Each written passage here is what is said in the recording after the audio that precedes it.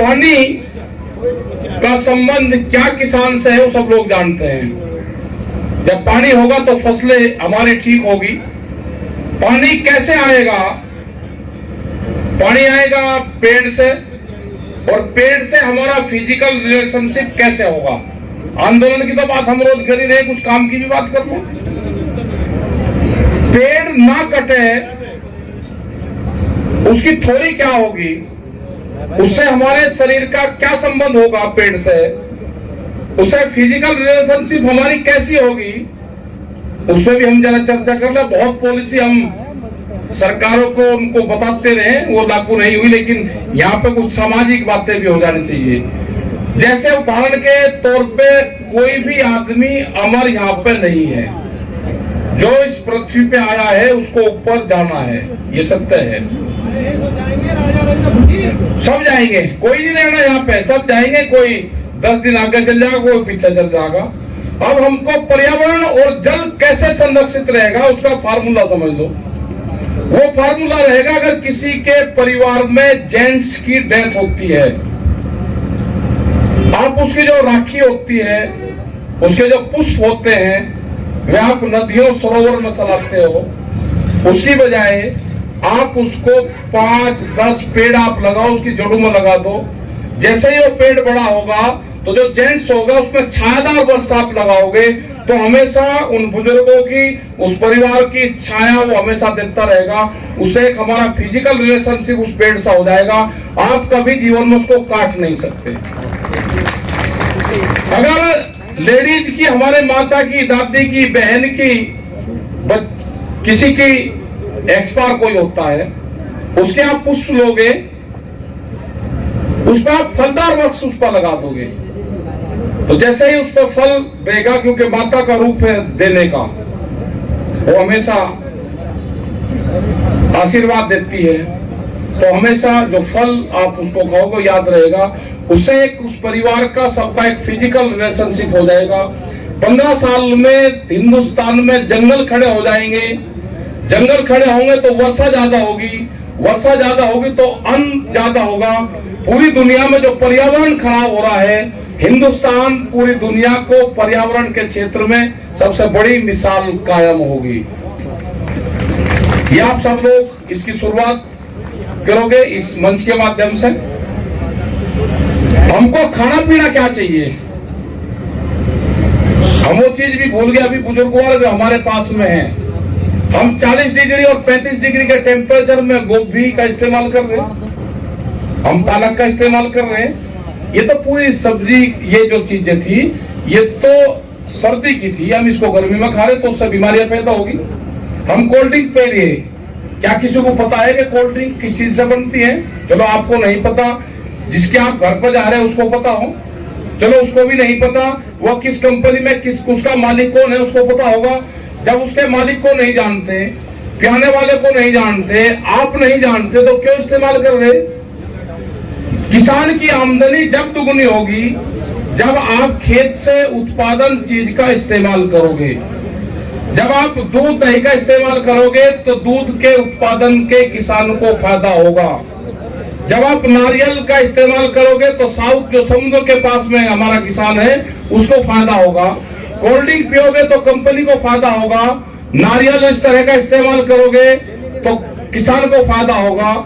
तो किसान को फायदा तो आप लोग जब अपने जीवन में चेंजिंग करोगे तो जब भी होगा। हम भी कोल्ड ड्रिंक पीते थे, कोल्ड ड्रिंक पीते हुए टिकैत साहब ने एक बार देख रहे, उन्होंने कहा कि यह तो किसानों की बात मत करो, या इसको कोल्ड ड्रिंक को बंद करो। आज से करीब 22 साल पहले हम ब्राजील गए। हमने फ्लाइट के अंदर जब 37,000 फुट के ऊपर फ्लाइट में हम जाते, हमने कहा कि भाई हमको आखिरी बार ये कोल्ड ड्रिंक दे दे। हमने कोल्ड ड्रिंक पी, फिर पानी पिया, फिर जब एक घूंट बची वो पिया, फिर पानी पिया। हमको 21 साल हो गए, हमने कभी फिर कोल्ड ड्रिंक नहीं पी। तो आपको भी ये चीजें छोड़नी पड़ेगी, आपको भी इन चीजों का इस्तेमाल ना करें। खाने पीने की चीजें किस मौसम में क्या चीज खानी चाहिए, जो हमारे बुजुर्ग वाले हैं उनसे काफी में लिख लो। वो नहीं मिलने के सब निमट जाएगा मामला। अभी वे हैं कि किस टाइम पे क्या चीज खाए, किस चीज से क्या नुकसान होता है, कौन सी चीज से क्या फायदा होता है, कौन से महीने में क्या चीज खाएं, उनका भी इस्तेमाल करो। आंदोलन की भी बात जहां तक है वो चल रही। अक्टूबर तक हमने प्लान बनाया है, 2 अक्टूबर तक हर आदमी एक महीने के प्लान चार्ट बनाते रहे। ये नहीं कि एक दिन की कॉल देती सब लोग आ गए फिर घर चले गए, कहने लगे जी ढिल्ला होगा ना। अब हम ना एक दिन की कॉल देंगे, आपको प्लान के तहत आना है, आते रहो जाते रहो, लंगर भंडारे का ध्यान रखो, अपना दाल रोटी से ही आंदोलन चलेगा। नए आंदोलन मिठाई से चलने वाला, नए आंदोलन दूसरी जो महंगी चीजें हैं खाने की उससे चलने वाला, ये आंदोलन दाल रोटी से चलेगा। अपने गांव का धन गांव में रखो। किसी को जो चंदा मास्टर भी बहुत आएंगे कि आंदोलन में पैसा चाहिए, बाहर के लोगों को चंदा मत देना, चंदा मास्टर बहुत है। अगर कोई यहां पे भी दे रहा है तो उसकी रसीद जरूर ले लेना, उसकी रसीद जरूर ले लेना, क्योंकि जो लोग यहाँ पे डॉक्टर का जाएंगे, जो लोग यहाँ पे खर्चे आएंगे, वो पैसा उसमें काम आएगा। उसकी रसीद जरूर ले लेना, बगैर रसीद के किसी को पैसा ना देना। ये चीजें हैं। और साफ सफाई का आप लोग सब ध्यान रखेंगे, क्योंकि थोड़ी थोड़ी गर्मी बढ़ने लगी। अपना जो मकान है, जो अपना हाउस बना हुआ है, इसकी आप साफ सफाई जरूर उसकी रखें। जो वॉलंटियर्स हैं उनसे भी है कि जरूर रखें। और चेकिंग अभियान भी चलेगा भाई, 10-15 आदमियों की एक टीम बना दो, नीचे से लगा के जरा हाथ उसकी तसल्ली भी कर लो। वॉलंटियर कार्ड रहेंगे, एक तरह की कोड वर्ड उसको दे देंगे, वे किसी भी आदमी की तलाशी कर सकते हैं। किसी पे कोई विवादित चीज पाएगी वो सीधा जेल जाएगा, मुकदमा उसके खिलाफ हम लिखवाएंगे। कोई गलत तरीका का आदमी हो वो यहां से छोड़कर चला जाए, किसी की विचारधारा गलत हो वो छोड़कर चल जाए, किसी की भाषा गलत हो वो छोड़कर जा सकता है यहाँ से। उस आदमी की यहाँ पर जरूरत नहीं है, जिसमें सहन शक्ति नहीं होगी उस आदमी की यहाँ पे जरूरत नहीं है। वो जाके अपना खेत में काम करे, अपने घर पर जाए। यहाँ वो है शांति से, जिसमें बैठने की सामर्थ्य होगी, वो यहाँ पे लोग रहे। क्रांतिकारी आदमी यहाँ पे नहीं चाहिए। वो जाए पुलिस प्रशासन के साथ में, क्योंकि हमको फोर्स यहाँ पर अंदर लगानी पड़ेगी।